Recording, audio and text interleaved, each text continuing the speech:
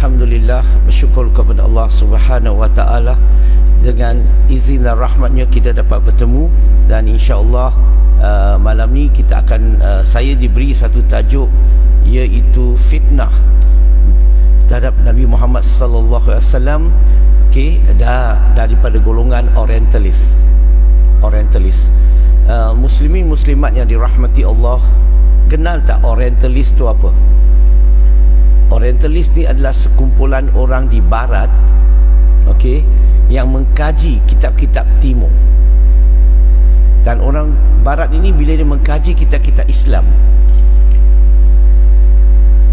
mereka menilai kitab-kitab Islam ini menggunakan barat, keadaan mereka di barat, untuk menilai apa yang berlaku zaman Nabi Muhammad sallallahu alaihi wasallam. Berarti mereka akan ambil apa yang berlaku dulu dan dinilai mengikut keadaan di barat. Dan kalau kita lihat orang orientalis ini, mereka membaca kitab-kitab timur, kitab-kitab Islam sebenarnya, lebih kurang pada tahun 1800 hingga 1950, dalam satu jangka masa dekat 150 tahun, orang orientalis ini telah menulis buku terhadap agama Islam tidak kurang daripada 60,000 buah buku. 60,000 books about Islam. Dan sebahagian besar tu against Islam, dan sebahagian besar tu terhadap agama Islam. Malam ni insya-Allah saya akan kupas sebahagian tuduhan, sebahagian salah faham daripada orientalis terhadap agama Islam, terutama terhadap Nabi Muhammad sallallahu alaihi wasallam. Salah satu tuduhan yang mereka tuduh adalah mereka mengatakan Nabi Muhammad SAW menipu para sahabat. Di manakah mereka dapat cerita tu, idea tu? Itu penting. Dan idea tu masuk akal ke tidak? Dan bila mereka baca kitab Islam, dia dapati bahawa Nabi Muhammad SAW pernah satu masa mempunyai 9 isteri pada satu masa. Kemudiannya Allah turunkan wahyu surah An-Nisa surah keempat ayat nombor 3, bahawa setiap lelaki maksimum boleh ada 4 isteri pada satu masa. Selepas ayat itu diturunkan, Nabi Muhammad SAW memerintahkan sahabat-sahabat semua, siapa-siapa yang ada lebih daripada 4 isteri, kena ceraikan mereka atau lepaskan mereka. Yang hanya boleh adalah pilih 4 di kalangan isterinya. Maka selepas ayat itu diturunkan, Nabi perintahkan sahabat untuk menceraikan isteri. Persoalan saya, para sahabat ceraikan tak isteri? Mereka semua ceraikan isteri. Maksudnya bukan cerai semua isteri, hanya sesiapa yang ada lebih daripada 4 isteri yang kena cerai. Maka sahabat ikut tak perintah Nabi? Ikut. Tapi siapa yang tak ceraikan isteri? Siapa yang kekal ke semua isterinya lebih daripada 4? Nabi Muhammad SAW. Maka disitulah mereka dapat idea, dia suruh orang cerai, dia sendiri tak cerai. Dia menipu para sahabat. Boleh faham ke? So itulah datang kepada orientalis. Dan bukan saja dalam tulisan tau, ada video lagi. Kalau kita pergi YouTube, mereka siap buat video, mereka buat satu drama mengenai Nabi Muhammad SAW. Watak tu Nabi Muhammad SAW, dan Nabi bagi persepsi kepada masyarakat dunia mengenai siapa itu Nabi Muhammad SAW. So salah satu pertamanya, mereka menuduh Nabi Muhammad SAW menipu para sahabat. Yang pertama, ada tak mana-mana satu sahabat yang membantah, yang mengatakan you suruh kita cerai, kamu tak cerai? Ada? Tak ada mah. Itu yang pertama. Yang kedua, sebenarnya kita kena tanya orang yang bertanya itu dulu, di manakah dia dapat cerita ni mengatakan Nabi menipu. Kenapa menuduh Nabi menipu ni tidak berlaku di dalam Islam?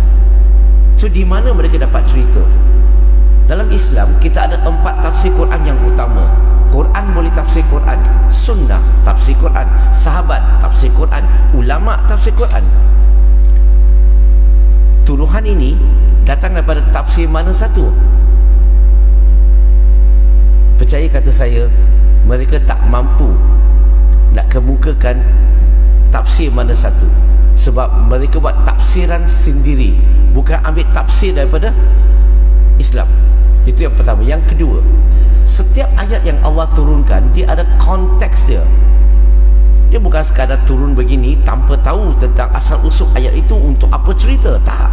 Setiap ayat yang diturunkan ada konteks dia.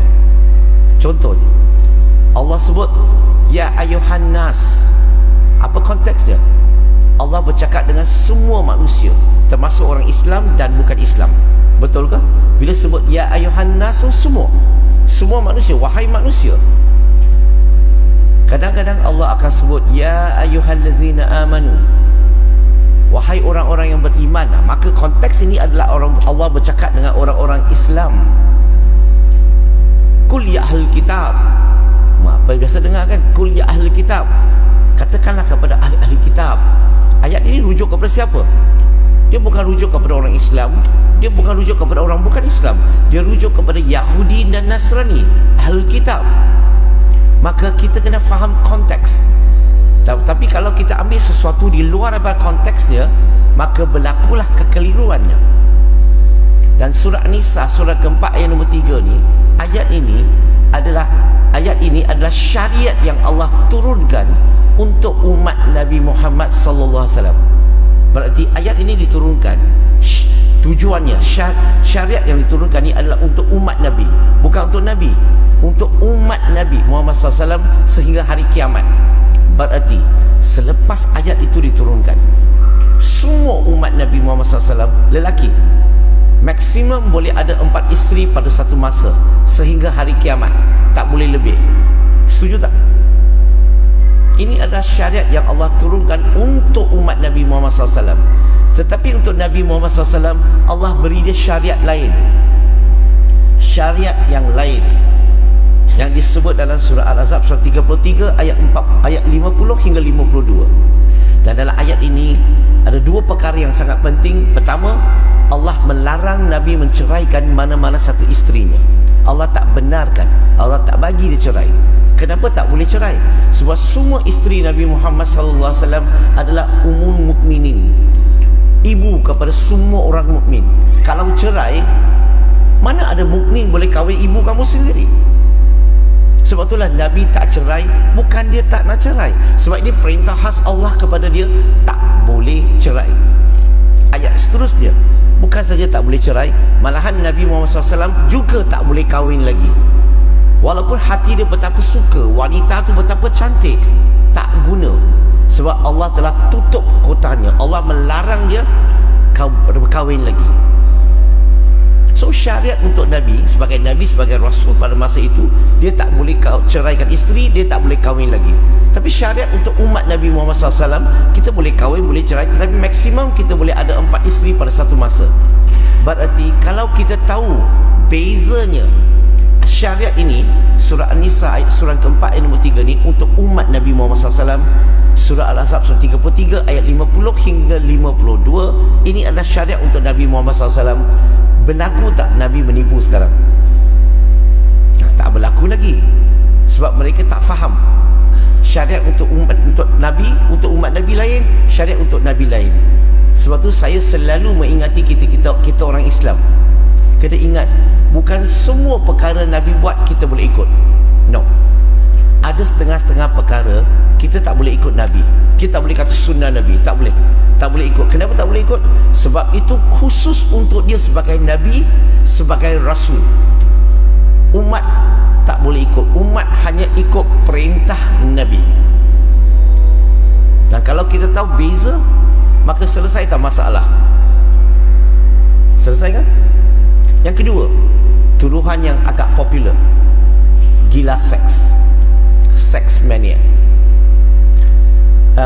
Ini sangat ketara kat YouTube ya, sangat ketara. Pergi YouTube aja, kamu tekan itu perkataan, dia akan keluar macam-macam video yang mereka buat menunjukkan seorang lelaki Arab yang sentiasa menukar wanita, tapi bagi mereka itu watak rujuk kepada Nabi Muhammad sallallahu alaihi wasallam, dan bagi gambaran gila seks. Na'udzubillah. Kita percaya tak? Kita tak percayalah. Tapi ini tuduhan. penting ni, tuduh terhadap Nabi Muhammad SAW gila seks ini tak pernah berlaku sejak Nabi wafat sehingga lebih daripada 1200 tahun. Tak pernah jadi isu pun. Tak pernah. Okey, Nabi dituduh gila seks. Sehinggalah bila orang orientalis membaca kitab Islam, dan disitulah datangnya idea mereka, okey, bahawa Nabi Muhammad SAW gila seks. Orang yang menuduh, senang saja, kita perlu minta dia satu perkara. Boleh tak kamu kemukakan simptom-simptom atau tanda-tanda gila seks? Hanya sekadar ramai isteri, kamu tuduh gila seks, tak adil. Kenapa? Sebab dalam kitab dia sendiri begitu ramai, atau kitab-kitab dunia lain pun begitu ramai mereka ni berpoligami. Adakah semua ni ketua-ketua agama dunia ni semua ni gila seks? Boleh faham tak saya kata apa? Maka ramai isteri adalah perkara biasa dulu-dulu. Tapi kalau kita menilai mengikut kita keadaan sekarang, ialah nampak macam gila seks. Tetapi keadaan sekarang lain dengan keadaan dulu. Boleh tak minta dia kemukakan simptom? Biasa dia tak mampu. Kita boleh tunjukkan dia, kita boleh bincang dengan dia. Cuba lihat daripada kelahiran Nabi Muhammad SAW sehingga kewafatan Nabi Muhammad SAW, ada ke tanda-tanda gila seks? Daripada kelahiran Nabi sehingga Nabi usia 25, sebelum Nabi berumah tangga, ada tak mana-mana kitab, mana-mana buku yang menunjukkan Nabi ni usia muda sudah gila seks, ada banyak wanita? Ada ke tidak? Tak ada. Malahan Nabi digelar sebagai Al-Amin. Betul? Trustworthy. Dia tak pernah menipu. So, sampai usia 25 sebelum dia berumah tangga, artinya Nabi tidak mempunyai tanda-tanda gila seks. Dan kalau kita lihat, selepas Nabi berumah tangga pada usia 25 dengan Khadijah radhiyallahu anha, usia 40, sekiranya seseorang yang gila seks ni, na'udzubillah, dia suka ke cari wanita yang muda ke suka cari wanita yang janda, yang lebih tua daripada dia? Mana satu? Kalau kamu gila seks lah, kamu nak cari muda ke tua? Halo? Wah, semua bagus lah tak jawab sebab tak gila kan? Kalaulah dia ada tanda-tanda gila seks, dia akan pilih yang muda ke? Dia akan pilih yang janda yang lebih tua daripada dia? Jangan lupa Khadijah radhiyallahu anha tua daripada dia 15 tahun. Dan dalam hidup Nabi Muhammad sallallahu alaihi wasallam selepas menikah dengan Khadijah radhiyallahu anha, mereka berdua ni monogami. Mereka berdua ni monogami. Berarti dalam hidup Nabi Muhammad SAW hanya mempunyai seorang isteri saja. Dalam satu jangka masa dekat 25 tahun. Berarti daripada usia 25 hingga 50, dalam hidup Nabi Muhammad SAW, kalau ikut rekod semua, hanya mempunyai seorang isteri, hanya mempunyai seorang wanita dalam hidupnya. Berarti sampai usia 50 pun Nabi pun belum ada tanda-tanda gila seks. Orang yang gila seks, gila semasa muda ke gila semasa tua? Orang sini tak tahu Gila semasa muda ke gila semasa kuat ke gila semasa lemah? Tapi Nabi Muhammad SAW nikahi isteri-isterinya bila? Sampai usia 50 pun hanya seorang isteri. Kalau dia mempunyai tanda-tanda gila seks 26, 27, 28, 30, wah, masa tu memang sihat, memang masa itulah yang muda, masa itulah yang paling sesuai untuk gila kan. Tapi kenapa tak ada tanda-tanda gila? Kemudian Nabi nikahi Khadijah radhiyallahu anha. Berapa kali janda? 2 kali. Adakah orang yang gila seks suka kahwin wanita yang 2 kali janda? Dan kemudian Khadijah radhiyallahu anha meninggal dunia. Dalam hidup Nabi Muhammad SAW dekat 2 tahun lebih, 2 tahun lebih tanpa wanita. Nah, persoalan saya, bagi orang, kalau orang yang gila seks, boleh tak ada kemarau 2 tahun lebih tanpa wanita 2 2 tahun lebih. Berhenti sekejap. Orang yang hisap rokok boleh berhenti tak sekejap? Yang kaki rokok, bukan mulut dia rokok, kaki dia rokok. Itu menunjukkan bahawa Nabi Muhammad SAW tak ada tanda-tanda gila seks. Kemudian Nabi nikahi 2 isterinya yang muda, iaitu anak perempuan para sahabat, iaitu Saidina Abu Bakar dengan Saidina Umar radhiyallahu anhu. Dan selainnya isteri-isteri yang Nabi nikahi, ramai di kalangan mereka adalah janda. Nah, persoalan saya, orang yang gila seks ni, dia suka nikah ke? Dia mau nikah ke? Ataupun dia lebih suka touch and go? Kalau tak suka, pakai smart tag, RFID akan berhenti tak lama lagi. So, orang yang gila seks ni, dia suka nak kahwin ke? Kalau kamu nikah dengan wanita itu, kamu bersama dengan isteri kamu, itu bukan gila seks. Betul ke tidak? Gila seks ni adalah kamu pergi cari wanita ini cari wanita ni, cari wanita itu. Semua tak ada bertanggungjawab punya, touch and go. Itu panggil gila seks. Tetapi Nabi nikahi semua isterinya secara sah. Sah dengan Allah, sah dengan masyarakat. Sebab itulah tak pernah wujudnya masyarakat membantah atau komplain atau menuduh Nabi Muhammad SAW. Tak pernah wujud. Lebih daripada 1200 tahun tak pernah wujud.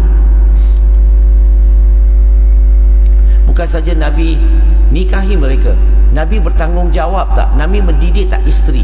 Nabi mendidik tak anak? Dan kalau kita tengok laporan tu, semua isteri Nabi Muhammad SAW semuanya hebat-hebat. Saya bagi satu contoh, Aisyah radhiyallahu anha. Nabi didik dia sehingga dia jadi hafizah. Dia menghafal keseluruhan Quran. Nah, persoalan saya, adakah ini kerja? Kalau orang yang gila seks ni ajar bini hafal Quran, keseluruhan Quran lagi, bukan sekadar Quran. You semua tak gila kan? Tak gila, you ajar tak isteri hafal keseluruhan Quran? Nah, orang tuduh dia gila. Takkanlah gila orang ajar bini hafal Quran? Tak gila pula tak ajar.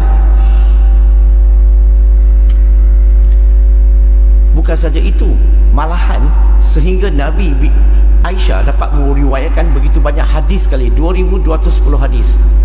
Sehingga dia begitu cerdik, begitu hebat sekali. Dia jadi penasihat kepada 4 khalifah Rashidin. Dia pernah mengajar 88 ulama, dan dia pakar dalam perubatan dan pakar dalam matematik. Persoalan saya, adakah tanda-tanda menunjukkan dia ada tanda-tanda gila seks?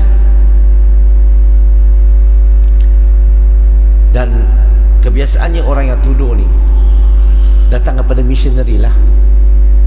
Sebab kalau kita tengok David Wood, ini missionary Kristian ini, dia belanja, dia gunakan masa lebih kurang 20 lebih tahun.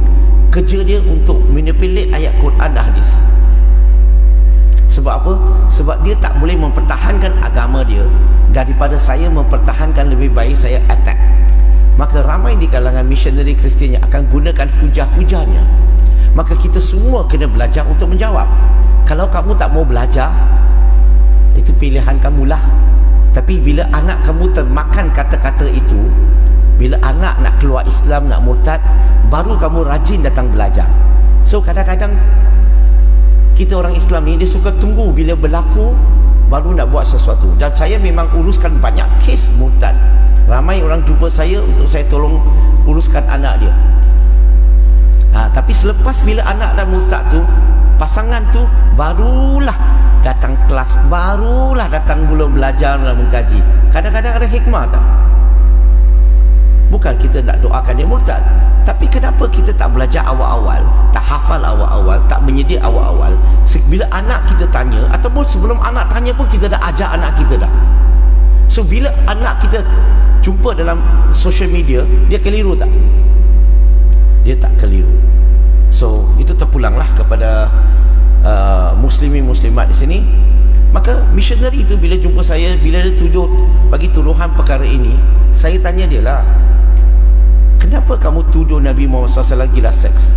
Nabi Muhammad SAW hanya mempunyai 9 isteri. Tetapi mengikut tafsir kitab kamu, ada seorang Nabi yang sangat hebat, namanya David ataupun Daud alaihissalam. Dan dalam tafsir bukan dalam kitabnya, dalam tafsir Bible, dia mempunyai 99 isteri. Kalau 9 isteri kamu kata gila seks, 99 kamu panggil apa? Dalam kitab ni sekali lagi, ada seorang Nabi lebih hebat daripada Daud alaihissalam, iaitu namanya dipanggil Solomon atau Sulaiman alaihissalam. Dalam kitab, ini dah sebut dalam kitabnya, Sulaiman alaihissalam ada 700 isteri, 300 gondet. Gabung sekali 1000 isteri. Kalau 9 isteri saja kamu dah tuduh gila seks, 1000 kamu tuduh apa? Pelik. Mereka ni biasanya diam, mereka tak tuduh. 99 isteri tak tuduh gila seks, 1000 isteri tak gila seks, 9 saja gila seks. Ikhlas tak orang sedemikian? Ada setengah-setengah manusia ni, dia bertanya soalan, bukan dia dah dengar jawapan. Yang dia nak dengar adalah kamu tak mampu dah jawab dengan elok. Kadang-kadang dia bukan nak cari jawapan. Kalau dia nak cari jawapan, nak cari kebenaran, kalau dia tuduh Nabi Muhammad SAW ada 9 isteri gila seks, dia sepatutnya tuduh Nabi dalam kitabnya yang super gila seks atau ultra gila seks. Betul? Kenapa? Hanya 9 saja gila, 99 tak gila, 1000 tak gila. So, ingat, kerja kita ni bukan beri hidayah. Kerja kita ni menjawab, mengulas dengan cara hikmah. Selainnya kita doakan semoga Allah buka hati mereka. Boleh faham? So kita ni jangan emosi lah. Kalau kita mula emosi, naikkan suara, maka tak guna lagi lah. Sebab orang tak akan dengar kita cakap lagi. Bila kita emotional, bila kita mula emosi. Salah satu tuduhan yang paling popular, paling popular, iaitu pedofil. Dia tuduh Nabi Muhammad SAW pedofil atau pedofil. Orang sini faham tak perkataan pedofil? Lelaki tua suka kepada kanak-kanak. Di mana mereka dapat idea tu? Idea tu datang daripada mana? Datang daripada bila mereka kaji Sahih Bukhari.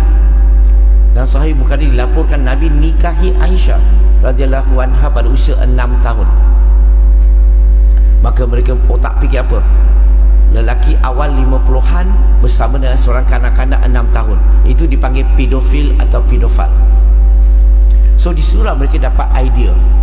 Tapi sekali lagi saya nak sebut, isu ini tak pernah wujud soalan ini sehingga orientalis mengkaji kitab-kitab Islam. Now, nak bincang soalan ini, nak jawapannya, dia ada satu syarat. Tak boleh banding keadaan dulu dengan keadaan sekarang. Hanya boleh banding keadaan dulu dengan keadaan dulu, keadaan sekarang dengan keadaan sekarang. Kenapa begitu? Sebab dulu lain, sekarang lain. Kata-kata Melayu Dulu lain, sekarang lain. Sebab dulu-dulu perkahwinan ini di atas bahu mak bapak. Dulu-dulu kan tak ada negara, dia community. Maka community ini mak bapak yang buat keputusan. Kalau mak bapak terima pernikahan itu, maka automatically masyarakat tempatan akan terima. Tetapi bila sebuah community sudah merdeka, sudah jadi sebuah negara, maka usia sesuai untuk lelaki atau wanita berumah tangga bergantung kepada kerajaan. Kerajaan yang akan menentukan mengikut maslahah, public interest. Zaman Nabi Muhammad SAW, pernikahan ni atas bahu siapa? Pemerintah ke mak bapak? Mak bapak.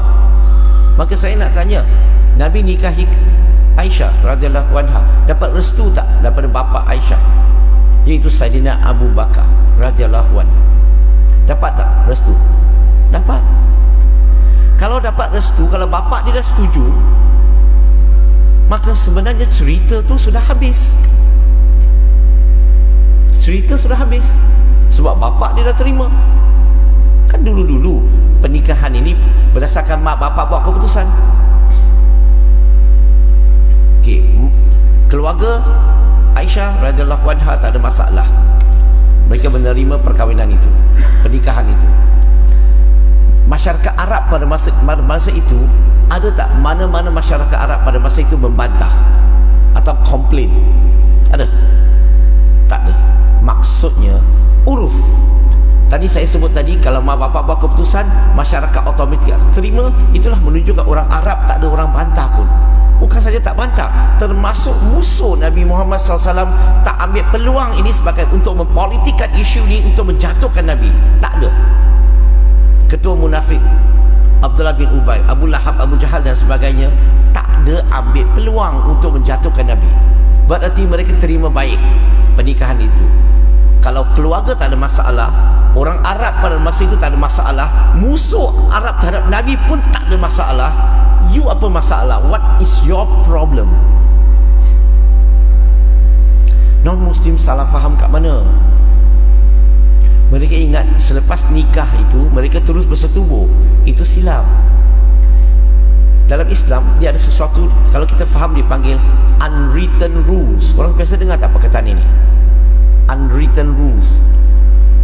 Kalau ini rumah saya, depan gate saya, ini gate lah rumah saya, setuju tak parking kereta tu walaupun tak tulis nama saya, tapi betul tak di depan gate saya, depan rumah saya itu parking kereta saya, tempat parking kereta saya, ataupun parking kereta jiran? Halo? Walaupun dia tak tulis siapa punya parking lot, dia automatik tak saya punya? Ya ke tidak? Sama juga kalau saya punya anak nak nikah dengan seorang lelaki dewasa, saya nikahkan pasal mereka pada waktu dia muda. Okey, contoh. Tapi saya tidak akan serahkan anak itu, dia belum akhir balik, dia belum besar lagi. Betul? Maka it's natural sebagai bapa, sebelum kita serahkan anak kita kepada suaminya, kita kena jaga dia sehingga dia akhir balik. Syarat pertama. Masa itu dia dekat 10 tahun dah akhir balik. Yang kedua, bukan saja itu.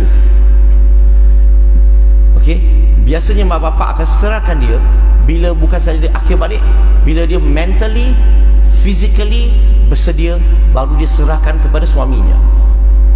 Dan bila Nabi jemput dia pulang, Nabi jemput dia pulang sebagai apa? Wanita muda. Sebab dia sudah akhir balik, dia mentally, physically bersedia, maka dia sesuai berumah tangga.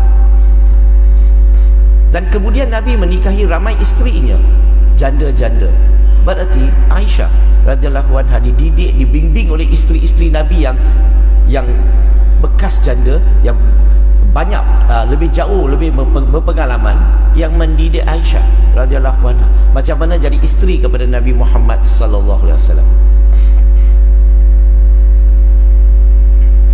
Sekiranya dia ada hubungan pada usia 6 tahun, apa akan jadi? Na'udzubillah. Kalau kanak-kanak dengan lelaki dewasa dia 6 tahun, apa akan jadi? Apa akan berlaku kepada pemikiran mereka? Dia akan keliru, trauma, confused. Tetapi kalau kita lihat pemikiran IQ, pemikiran Aisyah radhiyallahu anha, begitu hebat sekali, begitu cergas sekali. Kenapa? Sebab dia menghafal keseluruhan Quran. Dia meriwayatkan tidak kurang daripada 2210 hadis. Dia mengajar, dia jadi penasihat kepada 4 khalifah Rashidin, dan dia pernah melatih 88 ulama, pakar dalam perbuatan, pakar dalam matematik. Sekarang saya nak tanya, ada simptom-simptom tak dia ada hubungan? Ini menunjukkan dia tak ada simptom, sebab cerdas. Dan sekiranya ada hubungan pula, boleh tak dia beritahu dunia mengenai perkara itu? Selepas Nabi Muhammad SAW wafat, bapa dia jadi khalifah yang pertama, betul? Sayyidina Abu Bakar radhiyallahu anhu. Sekarang ni bapa dia jadi khalifah, dia boleh beritahu tak kepada sahabat semua, beritahu dunia tak? Boleh. Dia beritahu tak? Dia beritahu. Dia beritahu kepada sahabat. Kan dia meriwayatkan 2210 hadis yang dia menceritakan tentang siapa? Menceritakan tentang Nabi Muhammad SAW. Dan kalau kita lihat hadis-hadis yang dia riwayatkan, ada tak menceritakan tentang keburukan Nabi? Sebaliknya menceritakan kebaikan Nabi Muhammad SAW. Dia kata, cara Nabi panggil dia dengan panggilan apa? Humaira ataupun Aish. Itu cara manja. Itu menunjukkan mereka ni hubungannya rapat, kasih sayang, romantik. Macam Melayu lain. Melayu tak panggil isteri Humairah, betul? Melayu panggil isteri sayang. Isteri panggil suami abang. Skrip standard. Melayu tak ada peningkatan sejak dulu sampai sekarang. Kena ubah sikit macam orang putih. Orang putih ada honey, pumpkin, strawberry, coklat, sweetheart, macam-macam. Lepas ni panggil isteri kamu apa? Kayu manis. Sesuatu lah kan. Asyik sayang abang. Dan beberapa tahun kahwin tak panggil sayang lagi. Dia tukar sikit panggil yang. Bagi mesej YG. Betul lah. Lepas 5 tahun kahwin, sah hilang, yang pun hilang. Oi, dah masak ke belum? Berarti Nabi panggil panggilan terhadap Aisyah radhiyallahu anha dengan panggilan manja. Maksud hubungan mereka bagus, rapat. Dan juga dilaporkan Nabi sering kali ada berlumba lari. Tahu berlumba lari dengan Aisyah. Kadang-kadang Nabi menang, kadang-kadang dia kalah, kadang-kadang dia sengaja kalah. Berlumba lari tu juga apa? Kalau hubungan suami isteri tak rapat, you tengok mereka lah satu jalan depan, satu jalan belakang punya. Betul kah? Halo? Mula-mula kahwin tak lah, nyamuk nak lalu tak boleh, rapat sangat. Betul? Selepas beberapa tahun kahwin, satu depan, satu jaga pintu depan, satu jaga pintu belakang. Betul? Tetapi berlumba lari tu menunjukkan apa? Fun, man. Enjoy, man. Itu menunjukkan hubungan mereka begitu rapat sekali, begitu kasih sayang sekali.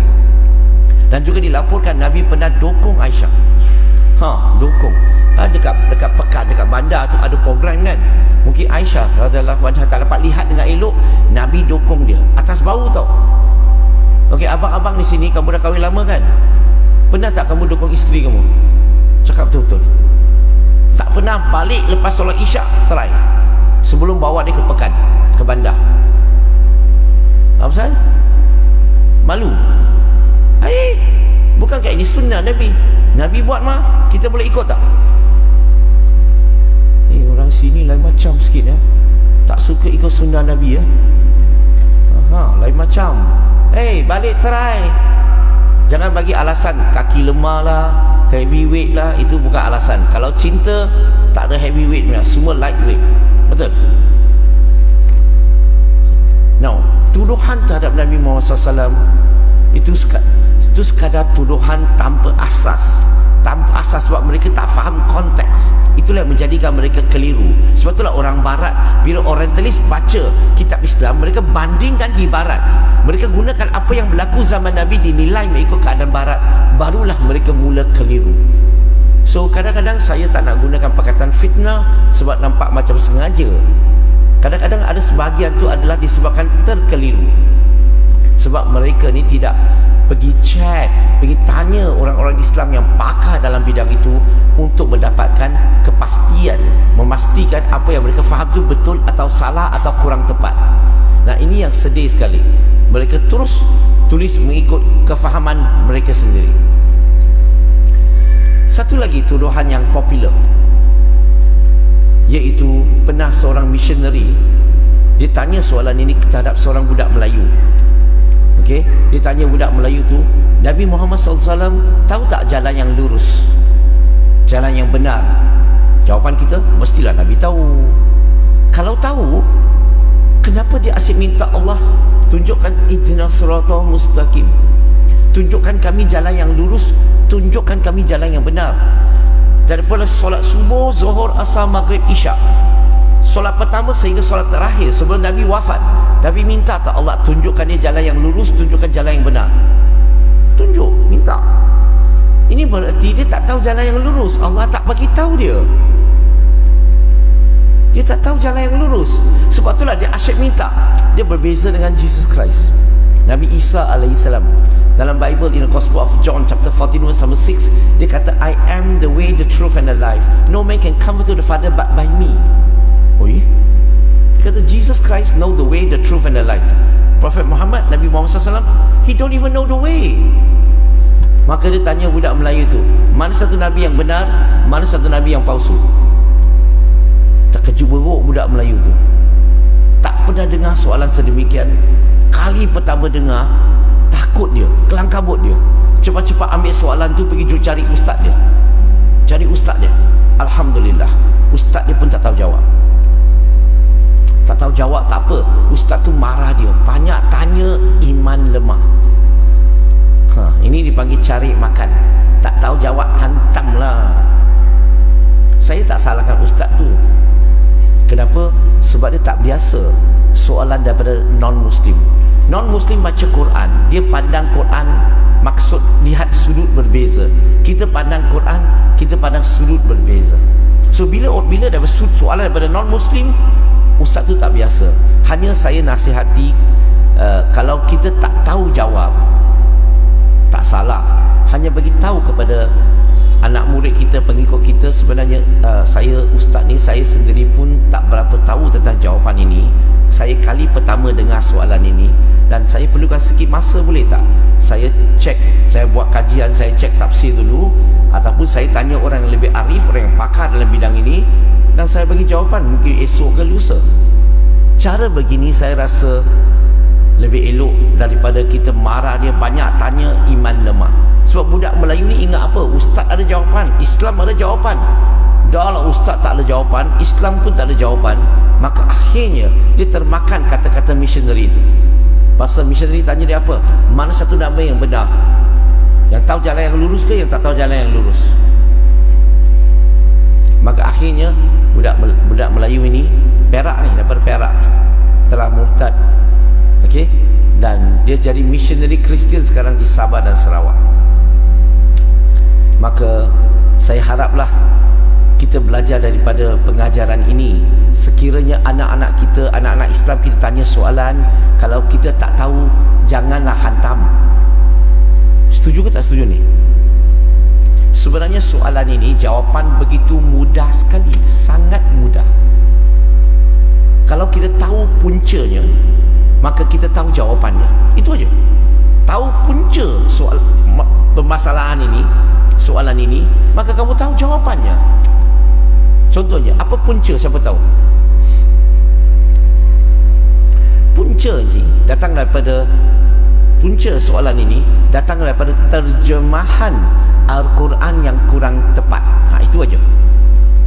Inaccurate translation of the Quran. Dengar elok-elok saya tak kata Quran tak betul tau. Saya hanya kata terjemahan Al-Quran yang kurang tepat.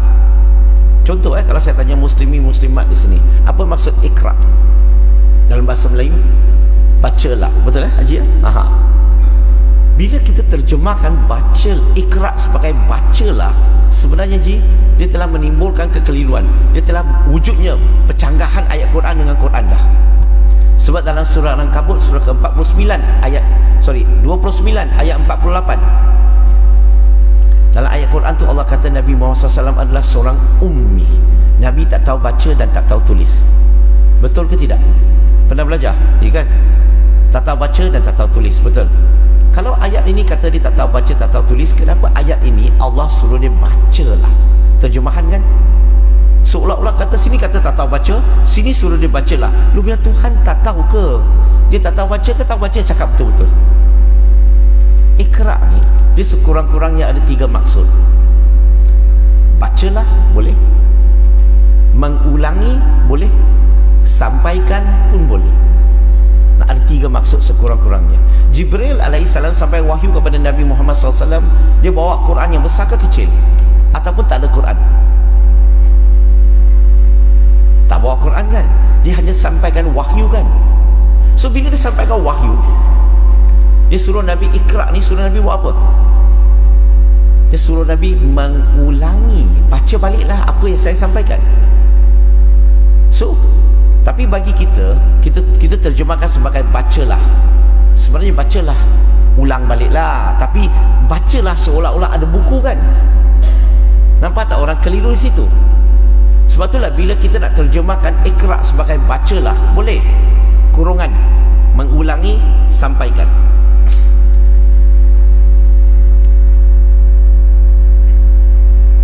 Boleh faham ke? Ihdinas siratal mustaqim, masalah yang sama. Kita terjemahkan sebagai apa? Tunjukkan kami jalan yang lurus, tunjukkan kami jalan yang benar.